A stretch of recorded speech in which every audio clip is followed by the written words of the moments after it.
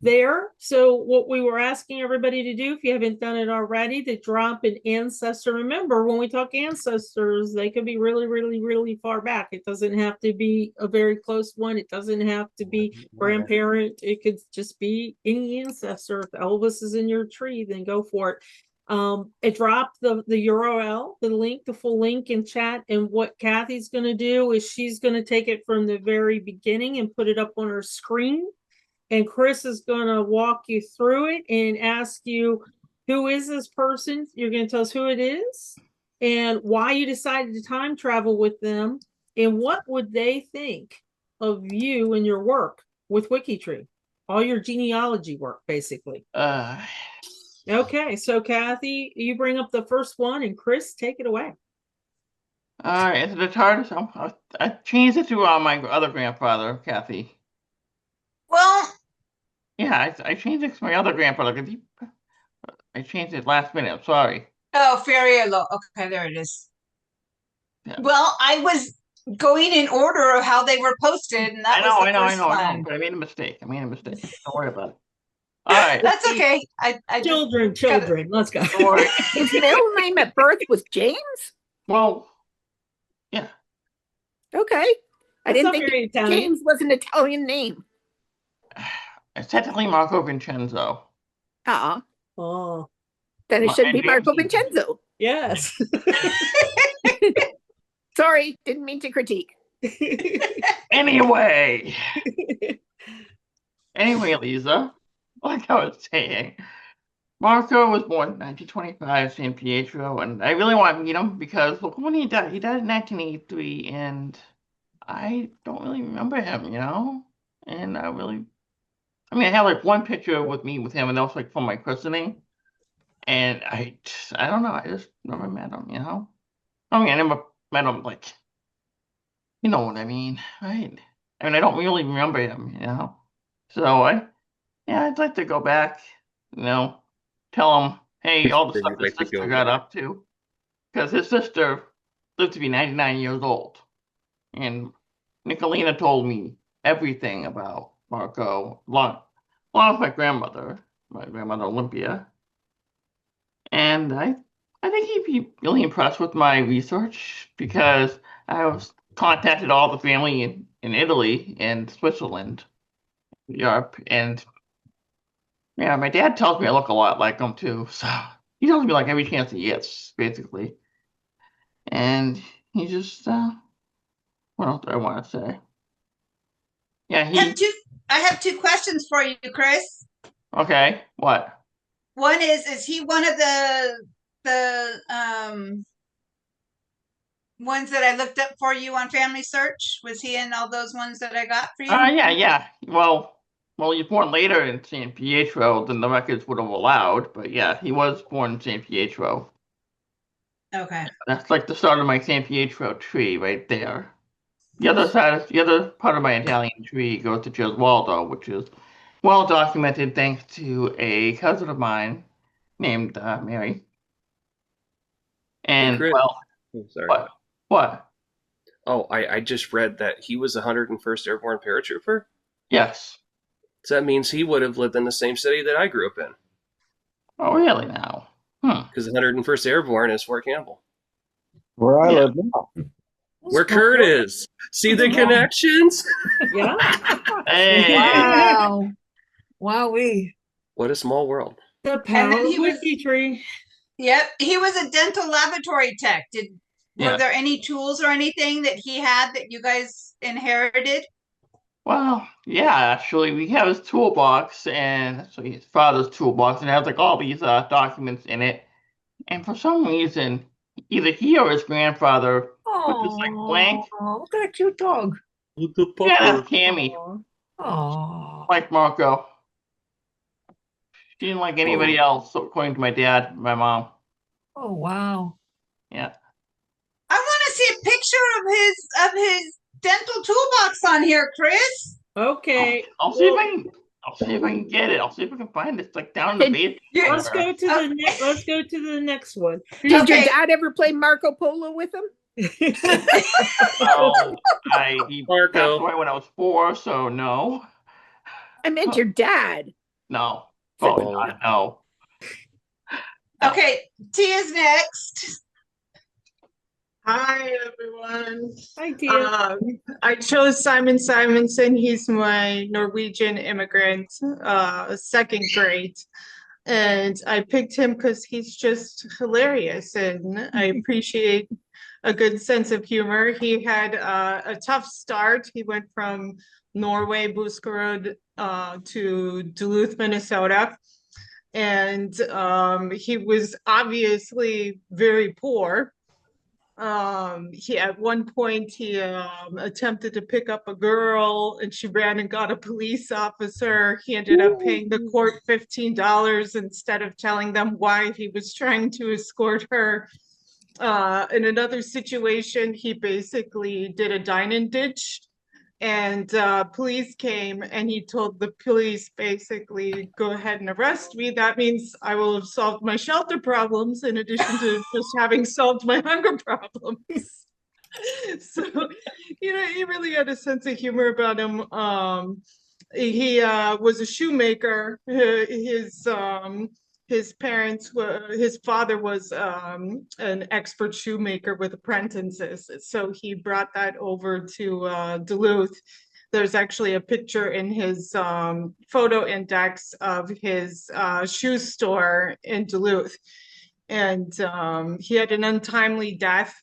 In 1940, he walked up the big hill home, and I always say how freezing cold it is in my hometown. It's probably the coldest place in the continental US, and my hometown in September was no match for someone with Norwegian blood who crossed the Atlantic in the middle of December, because even in September in my hometown, you needed a space heater.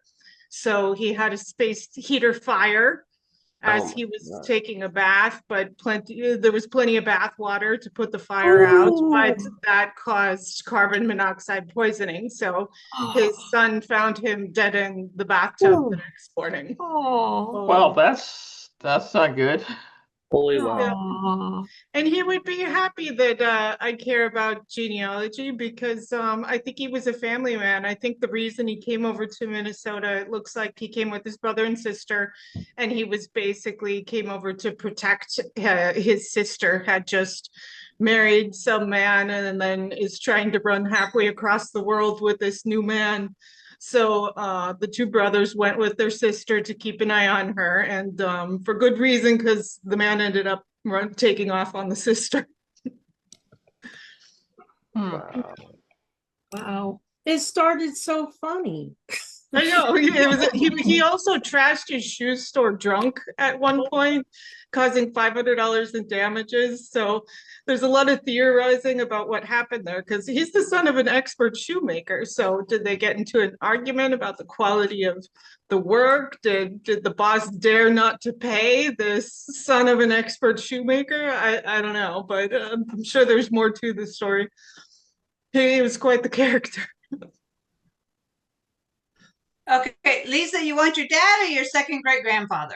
My second great grandfather, please. Okay. Oh, there's going to be a theme here. This guy, William Macklem, is a mystery, and he always will be, I think. People have been looking for him about, I don't know, more than 50 years. He was born in Ontario, Canada. Well, before it was Ontario, I have to change that. I see an error there because Canada West Canada wasn't Canada in 1823, and well, we think he married, but there's no records around at that time, and at least for him. And his wife Eve Shell had 2 kids with a different last name. So, but we're not sure if they're her 2 or 3 kids, but we're not sure if they're her niece and nephews or what. So he is a real mystery, and the 1861 census, which would have been the earliest one, or 1851, his section where they were living did not survive. Other sections did, but just the township where he was did not survive. Wow. So I've used it. I had my brother do a Y-DNA test, and we do connect to Thomas Adam, the other Macklem descendants at the time who are more well known from. They did the famous Macklem, sort of famous Macklem family was in near Niagara Falls, Ontario, and that so we know we're connected to them. He's probably the son of Thomas Adam Macklem, because or of his father, but the date works more for the son, and everybody else had a son named William. So we don't. Maybe he's from one of the daughters, but don't know. He's an incredible mystery, but found out the family was supposed to be Irish, and they're not actually Irish because they're Scot-Irish. So they were actually from Scotland. Yeah, that happens. That went to Ireland at some point, and then the family ended up in the States, and then came north to the other side of the lake at Niagara-on-the-Lake to what became Ontario. So there's very little on our William available. And from him down, yes, you can find things, but from him up, it's an assumption based on reasonable. Basically, we know he's connected to that family, and this is multiple people have tried to figure it out, and this seems to be the only way that makes sense. Because unless one of the daughters had a child out of wedlock but gave the last name Macklem, and that's unlikely. And he didn't live near any other family members. He lived in, by the time he died, he was in Windsor, Ontario. So he will always be, he's not exactly a brick wall now, but he will always be a mystery. So, and I am a cousin of his, obviously. I don't even have to look it up. I already know. And his wife was of German descent. Okay, yeah. And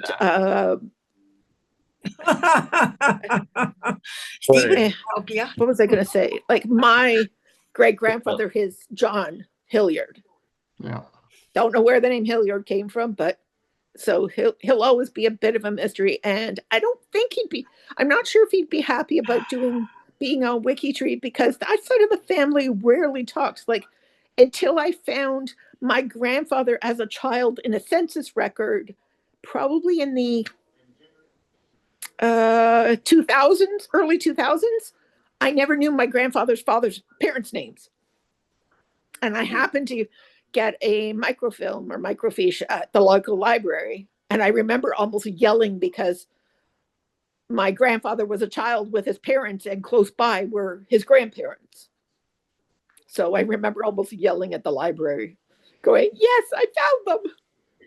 To be able to go one generation back on my paternal side, or two generations back on my paternal side. My grandmother is French Canadian, so that my paternal grandmother was French Canadian, so that's fairly easy. So he's the one I'd really like to have questions about. Who are you? Oh, I don't have a relationship to him. Oh, man. No.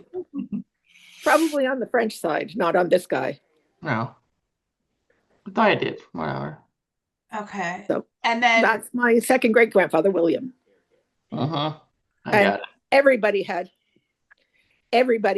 like children named William, all of his kids. Yeah, I can see that. And the family higher up too. I did start a Macklem one name study. There's someone in Ireland has been researching in Ireland because their father-in-law was a Macklem, and they've got a bunch of notes that I have to put. I have he said I can use his notes to put out about the different families, and they're not all related, because sometimes it's just MCLEM, or the last name gets spelt many different ways. Okay. You do have the surnames and the variants on here. Yeah. Which is good. Yeah. But we're not sure who's all connected. Yeah. The name study is incredibly helpful. I mean, if you just follow every pathway, who knows, you might end up stumbling into something that you already had before. Well, there was this book written by this one gentleman, actually 2 books, about the Macklums and where they came from. But this one man I'm in contact with is saying, okay, these are real people, but some of these he's saying are not real people. Can't find records of them, either in the States or in back in Ireland or that. Oh. So Research. I need to put that, because his Macklums of Canada or something, it's a lot of people take that as that's what it is, but like some grandfather was supposed to be the sept of king, somebody, and that, so How many do we it's have? a lot of unproven stuff when you Oh. can't find documentation for the actual people in there, and going, no, they don't exist as far as we can tell. We Now, have 254 Macklums on our site, by the way. for your one name study, are you doing just the people that were born with the Macklem surname, No. or are you including the women that you include the spouses that married in? Yeah, because otherwise I wouldn't have my mother and my sister-in-laws and that. So it's anybody who's used the name Macklem or its variations. I just have to get back to working on it more. Whereas for my one name study on my maiden name, I'm just doing the people that were born with it, not the women that married in. Well, but everyone is different. So I tag the women. I don't follow their lines, obviously, but I tag the spouses also. So okay. Yeah, it's just we do things differently. Yep. So since I'm kind of next on the list, I went with my great grandfather, Joseph Ellis Trevor. I don't know a whole lot about him. I mean, everything that I found out about him was just from the research. And somebody went and I never knew this, that he actually wrote a book that I guess, some people use. I'm trying to bring it up. So I just kind of was like, okay, that's cool. But we do have, my mom had a silver spoon, and she thought it was from her grandfather, who used the initials JET, so Jet. And I found out, no, that it wasn't his baby spoon. It actually went back a couple of more generations. But he's an ancestor that I really, really would like to, learn more about. And that's on my adopted side. On my biological side, for time traveling, I want to know about my great grandmother, or I think she's great grandmother. On here, it's saying she's my 7th cousin, 3 times removed, because yes, I am related to myself. I am related to myself. So because I'm not logged into my biological profile, I'm logged into my adopted one. That's why this is showing she's 16 degrees from me and giving me the 7th cousin 7 times removed. Wow. She's one that I want to know what happened to her, because she was born in Montana in 1888, 1892 census, her and her 3 siblings were living in the Rochester Orphan Asylum in Rochester, New York. Ooh. Oh, Okay. Her, from what I've kind of found out, is that the 2 oldest of the 4 siblings kind of aged out, whereas her and her other brother were like indentured. So she was indentured to Ephraim and Elizabeth Holbrook, and I'd really like to know how she went from them to being in a marriage record listed as Corinne Townsend, and showing daughter of Charles Townsend and Edith, who married Grant, because that's like the only place that she's ever used the name Corinne Townlend.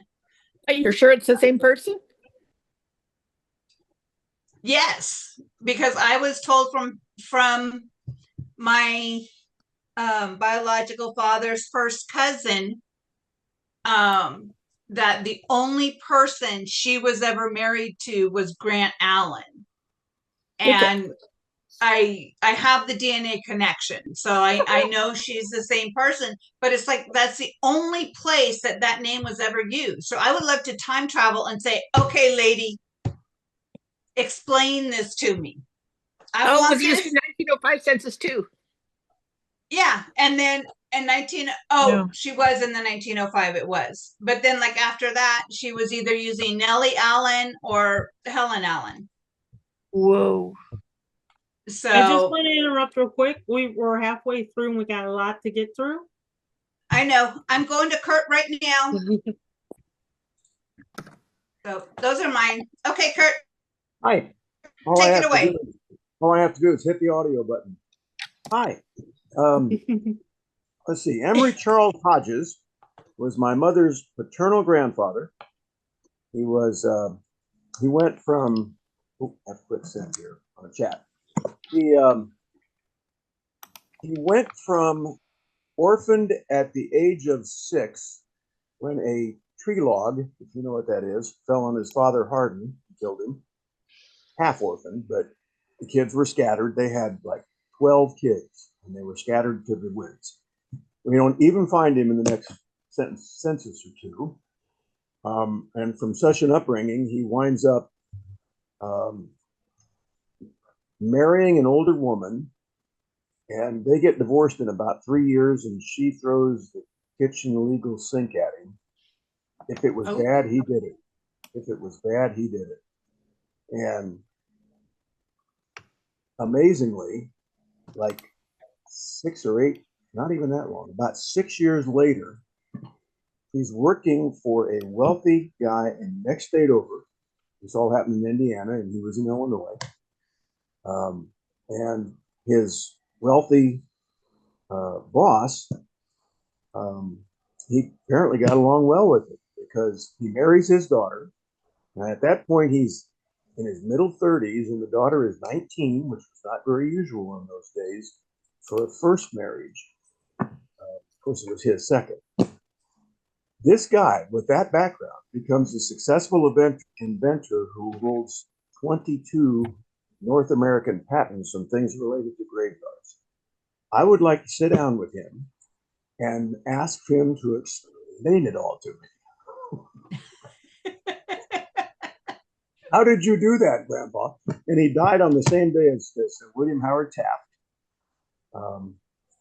And I've been to his grave, and he doesn't have a stone. I got to go put one there one of these days. Oh, really good research. Why he doesn't have a stone, but he doesn't. And then halfway through his successful inventing career, which is about 24 years, right in the middle of that, he got busted for writing bad checks. Ooh.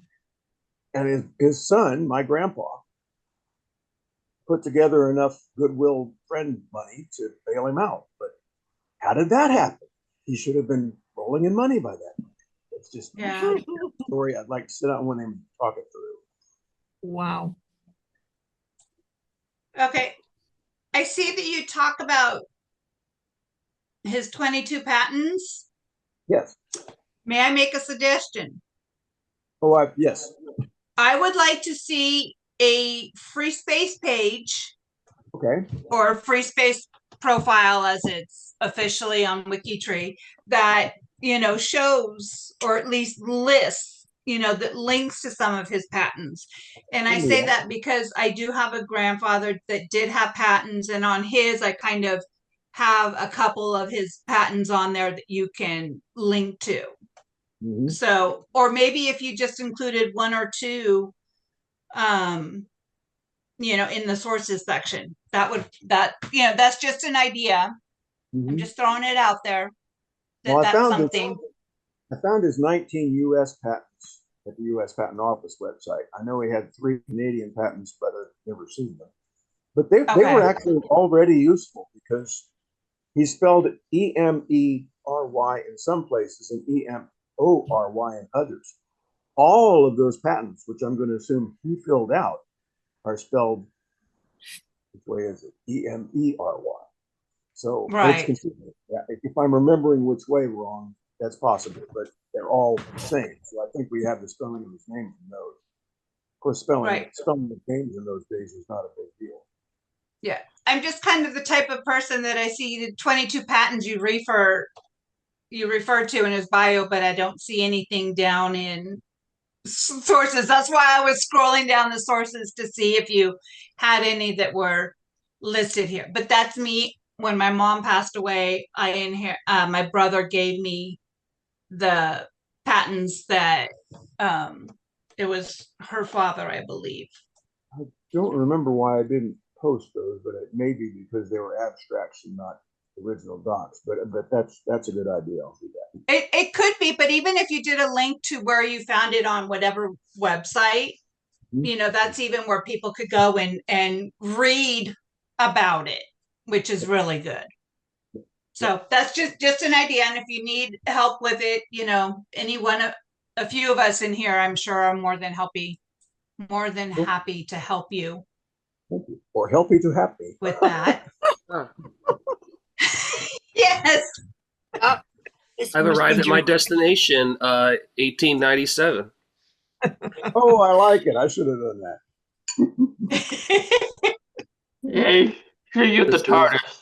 The DeLorean is rubbish way to time travel. Sorry, the TARDIS was taken already. It's also a fixed point in time, so I couldn't actually use it to change anything.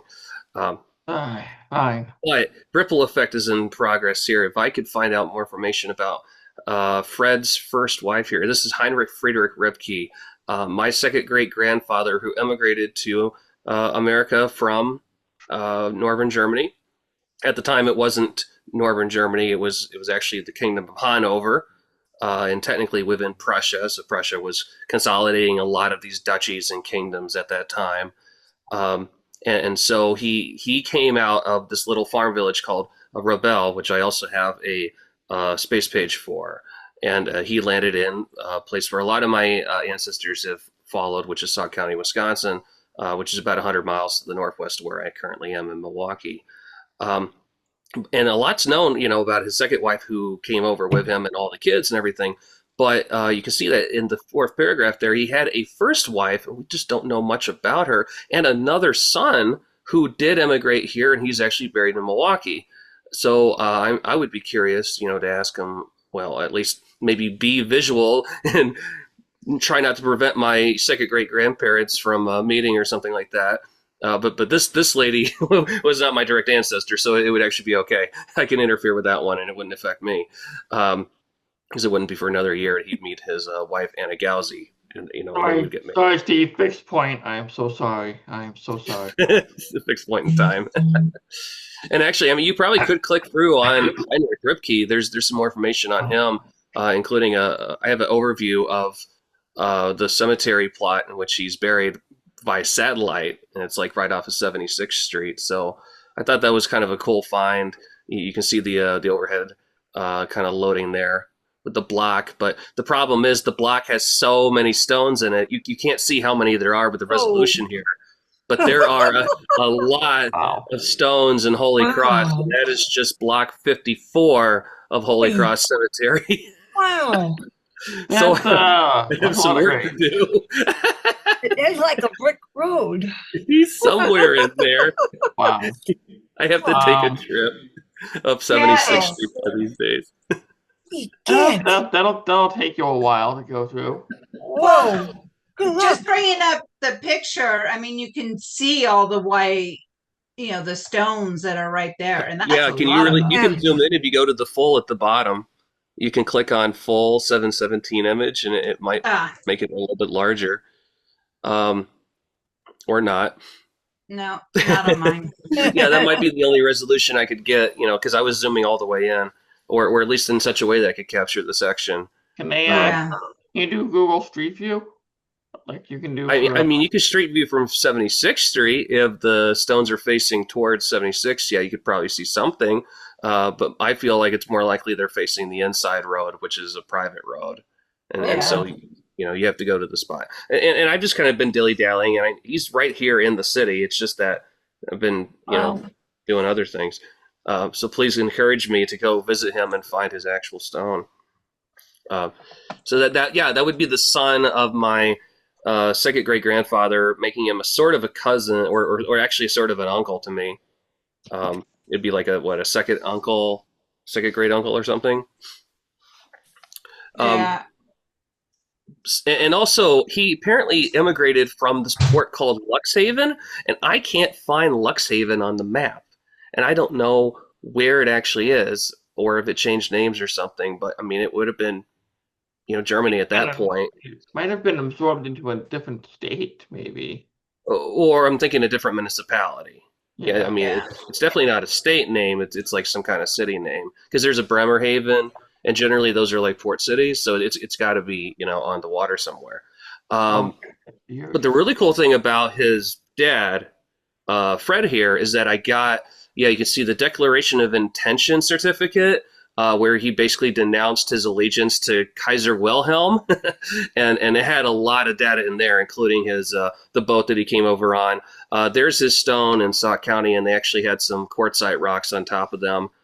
So they were already there, and I've left them since, and they probably might still be there. And this is a wonderful photo of his second wife, Anna Gauzy, and the kids. One of those is my first great grandfather, Herman Rebke. I think he's the one on the left hand side.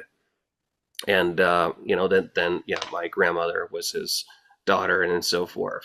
And there's an even better photo I found him that didn't have the lines through it, and it's kind of weird because he looks kind of like my dad, but with a beard. It's uncanny. It's weird.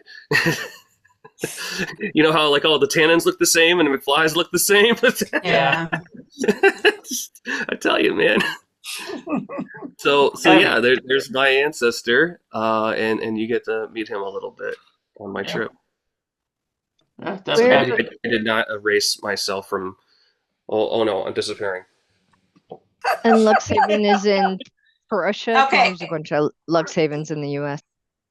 Yeah. So Amanda's next, but I know that she doesn't have a mic or camera. So this is her ancestor, Mary Jane Bilcock Murphy, who was her grandfather's birth mother. So be her great grandmother.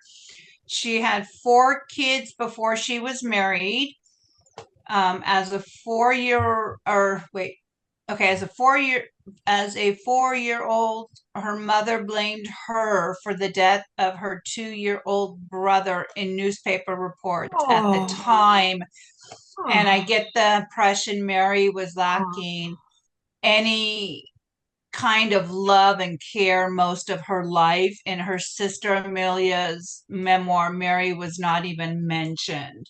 Oh, so sad.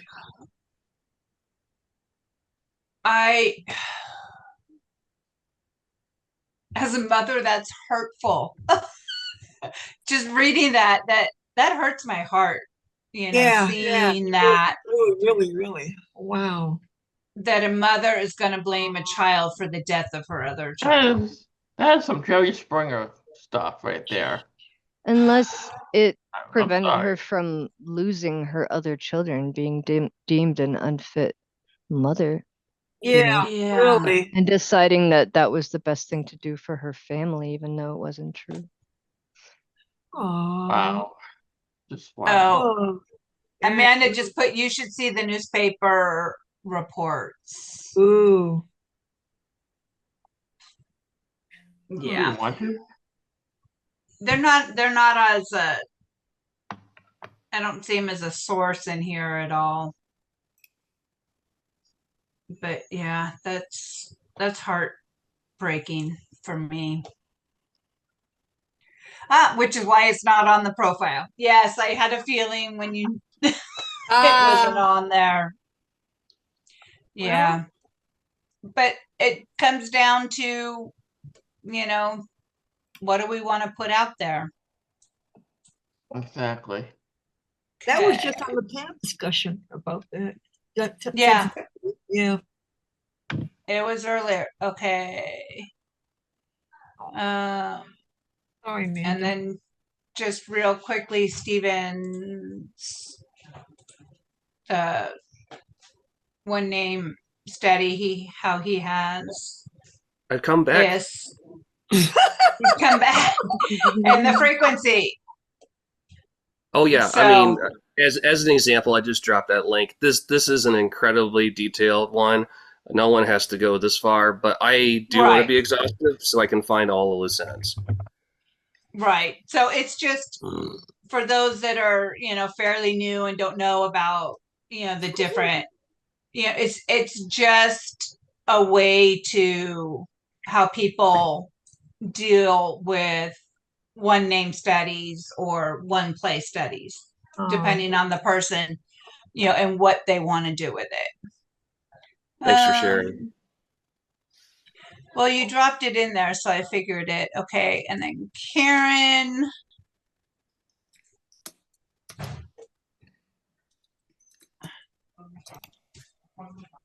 Yeah, I was madly. Okay, Karen, you're up.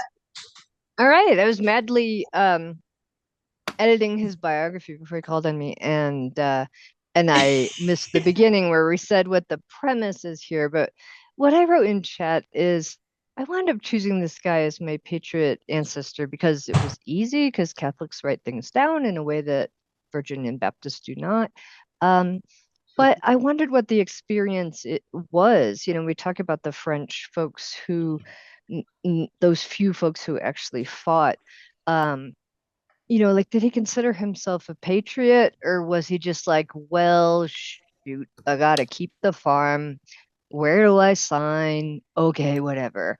So just knowing what that experience is when Pierre Gibault, the patriot priest we call him, came over from Kaskaskia into Indiana and was negotiating with Native people and with these French settlers who were like, all right, number one, are you cool with us being Catholic? And whoever was coming through, officers of the army were like, they weren't particularly observant religious people, so they were fine with that. And can we keep the land? So we see records of land grants like that, number 11 there, people who were already resident in Vincennes and had been granted land by folks up in Canada when King George was saying, hey, you guys stay east of the Appalachians, but we weren't. People were Daniel Booneing their way into the Midwest, what we call the Midwest now. And so up in Quebec City and stuff, they're like, we need some people to get down there. We can't just have fur trappers and traders going all over the Midwest. We need some families to go down there and settle, or the English are going to come and take this land away from us. So when the Treaty of Quebec happened in the 1760s, they all got hauled into the church, into what's a cathedral now, St. Francis Xavier, and said, sign here, you're going to be English citizens. They're like, all right, fine. And 15 years later, here comes the Americans. Sign here, you're going to be Americans now. And they're like, all right, cool. I mean, we know some things about fighting the English. We've been doing it a long time in France. And so just what was the experience of that, of, like we see now when our Hispanic neighbors get told to go back home, and they're like, dude, I didn't cross the border crossed me. I was here the whole dang time, and that's kind of what their experience was too. That one day you're French, now the English are in charge, now the Americans are in charge, and you're just trying to live your life. And what was it like? We hear the stories of when Gibault was like the only priest from St. Louis up to Detroit, and so people had to just get up on Sunday with their lay leaders and say, hey, we're married. We went and, signed a paper and we're married, but there's no one to bless our marriage. And then he would come around and be like, well, if I'm baptizing your third kid, are you guys even married in the eyes of God? Let's take care of that too. Um, and so I don't think this biography is all of that. And as you can see, I like the stickers, so I put all the 1776 stickers on there. But I don't think I should take any more time, unless I've missed an important part of our time travel mission that you want me to take on. I don't think so. I did show the documents. The writing looks really easy to read, but I could be wrong. It just depends. Like if I back before we had more tools available to us, I found it really hard to translate things when the priest couldn't spell, because I would go to look something up, and if it was spelled wrong, like the result just wouldn't even come back, So I would have to find a native speaker who would just be like, oh, they're just misspelling the word for godfather and godmother, Yeah. That you can only get so far with your schoolgirl French and puzzling things out, but sometimes, yeah, it doesn't take a lot of work, even as as someone who's not a speaker and have never studied it. I would just say, don't be intimidated by other languages. Like, it doesn't take too much effort to figure out what the dates look like and what the pattern is of a record. What's the administrative fluff and what's like the core genealogical data that you want. Right. Okay, Yoke, are you able to speak or? No. No? I think so. Okay. I am not going to even try pronouncing the name of your great No way. grandmother, because I will butcher it like you It looks wouldn't like believe. it looks like Gertrude to me. Gertrude Lemeste. Maybe that's anglicized as Gertrude. I have no idea. But it's just the Dutch. Close. Oh, wow. It was close. All right, we're good. We're not gonna be doing this all night. Let's keep going. All I right. like the picture. Nice Oh, wow. picture. Oh, Yeah, okay. wow. All Look right, at that here we one. go. And I like the two languages, so Yes. that Mhm. You really do. people can, work Ancient, in yeah. with Yeah. Dutch, Yoko, as in Dutch, right? And Yeah, I should really do that with my Italian profiles. you should. Yeah. And you Maybe are good allowed practice.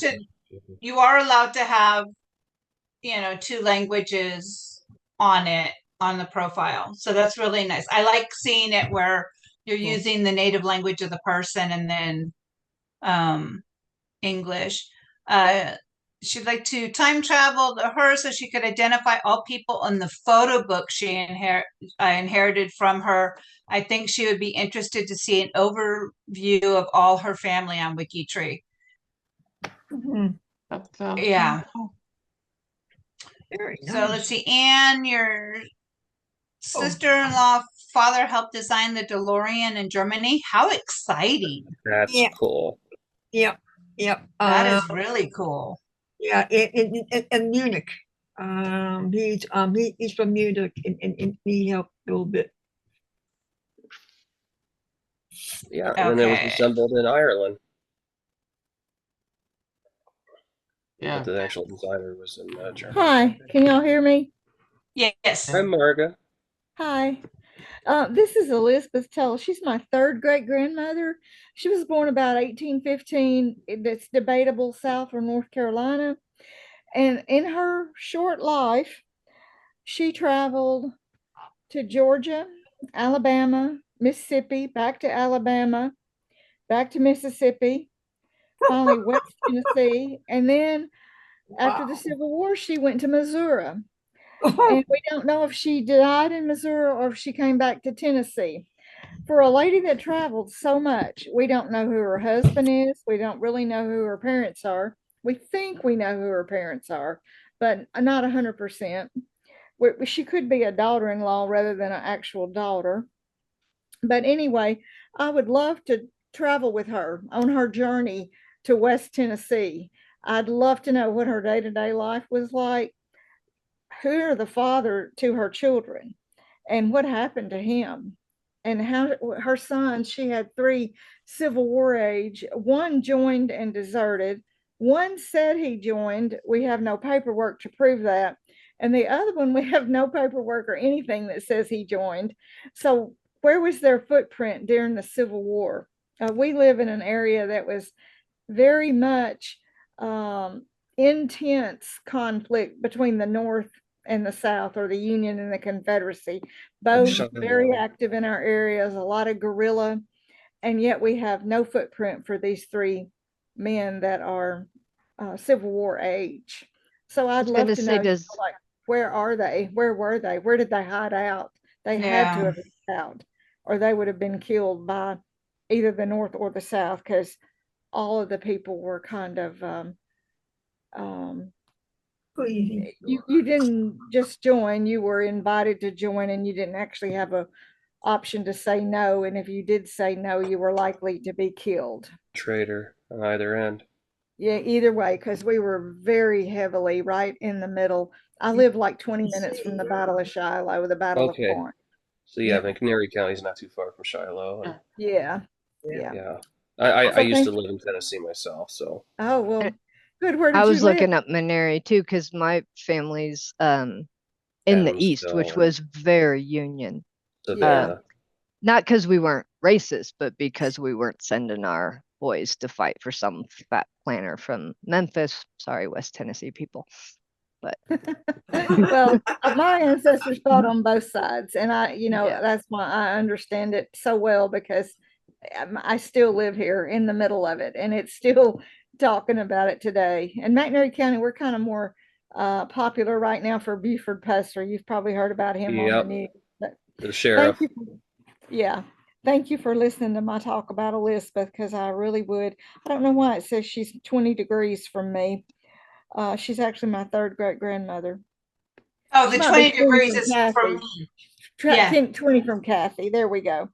20 from me. Yeah. Thank you. Yes, for me, not you. Yeah. Thank you for letting me speak about her. Yeah. Does anyone? I think we'll wrap this up in a few minutes here. We have like 10 minutes left. I know Sandy said she actually left because she's heading off to the end of the day. Can I say one more thing? Sure. One thing that I did for Elizabeth, and you can kind of scroll down there, and I just did it today with Family Search's wonderful AI.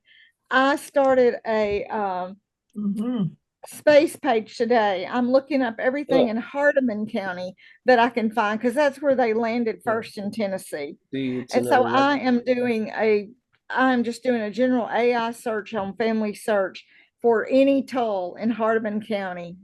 And then I'll probably do it for McNairy, and then I'm going to try to do it for Tippah County, Mississippi, and Lawrence County, Alabama, Walker County, Alabama. These are places where these kids said they were born. So I'm just going to try to, mine this information that's just now coming available. Right. That's smart. Yeah, I wish you the best with all that, because that looks like a little project for you.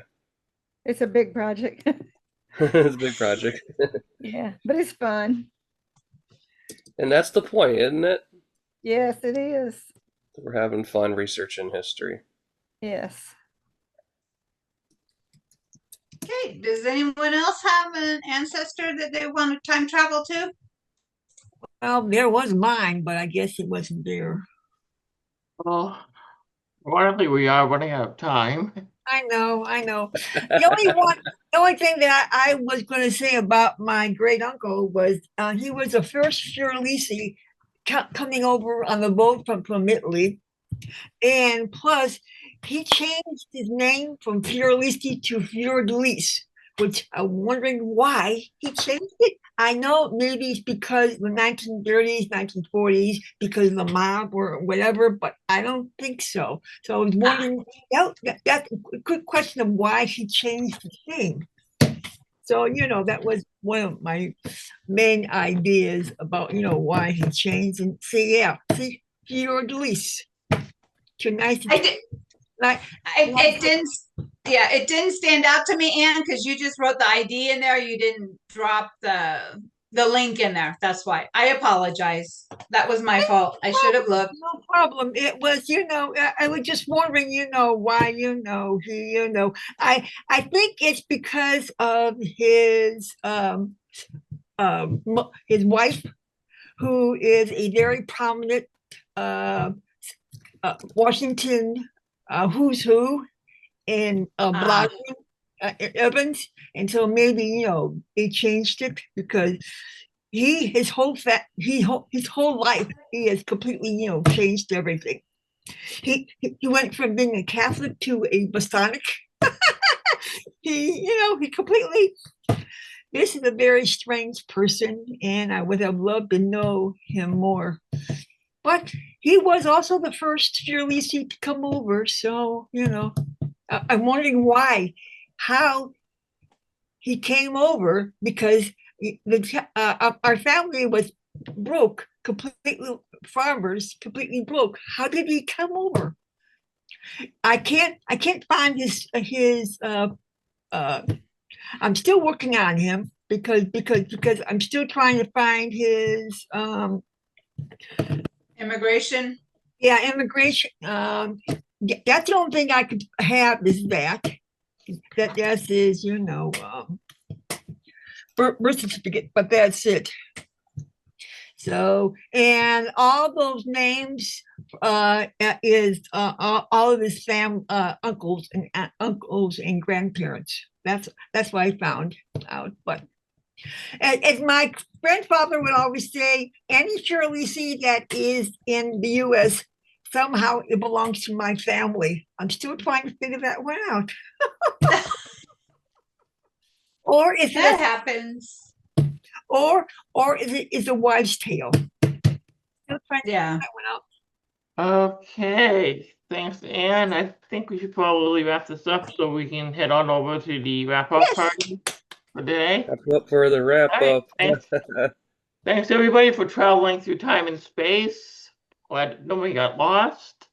Okay. And I'm glad everybody took the TARDIS instead of the DeLorean. Bye. I mean, I brought my time machine. You were supposed to bring yours. That was part of the deal, right? Yes. Yep. Hey, at least it's bigger on the inside, buddy. Okay, man. Later. Bye, everyone. Thanks for joining us. Bye.